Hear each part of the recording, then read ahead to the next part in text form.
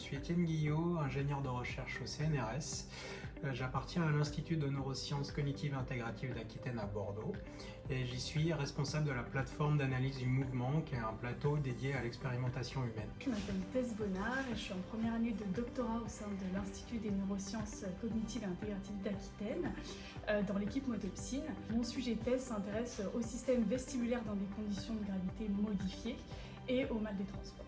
Cette expérience a pour objectif de vérifier que notre système vestibulaire permet de détecter correctement les déplacements de la tête et de générer les réflexes oculaires en conséquence dans ces situations gravitaires qui sont nouvelles pour l'homme en apesanteur et en hyperpesanteur. L'ICS Impulse nous permet de mesurer les mouvements des yeux en rapport avec les mouvements de la tête au sein d'un avion qui est l'Airbus A310-0G. À travers différentes expériences, on regarde notamment le déplacement des yeux qui est lié du coup à la fonction vestibulaire et on s'imagine que potentiellement avec l'arrivée du mal des transports on peut avoir une modification de la réponse du mouvement des yeux et c'est ce qu'on essaye du coup de voir avec les ICS Impulse.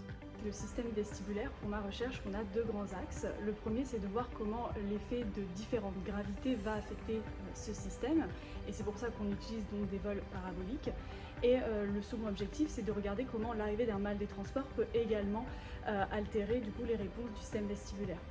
Donc en regardant le réflexe lié à ce système au niveau des yeux avec les lunettes ICS Impulse, on s'attend à voir selon les conditions gravitaires une réponse qui est modifiée, notamment en microgravité avec moins d'informations, donc potentiellement une réponse diminuée. Et on s'attend également que le mal des transports, qui est lié en fait à des incohérences sensorielles, puisse également être potentiellement soit diminué, soit augmenté au fil du vol. L'ICS Impulse fait partie des nombreux outils dont nous bénéficions ici à la plateforme d'analyse du mouvement et qui est aujourd'hui disponible pour les chercheurs en neurosciences mais aussi pour les cliniciens essentiellement du site bordelais. Donc ici nous l'avons choisi parce que c'est un outil simple à mettre en œuvre qui est à la fois capable de mesurer les déplacements des yeux mais aussi les rotations de la tête dans les différents axes de l'espace.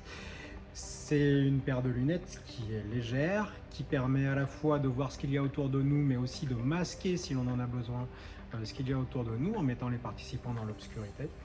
Donc pour nous, c'était quand même un outil de choix, puisque en plus d'être léger et facilement transportable, il nous permet de faire des analyses rapides du comportement des participants.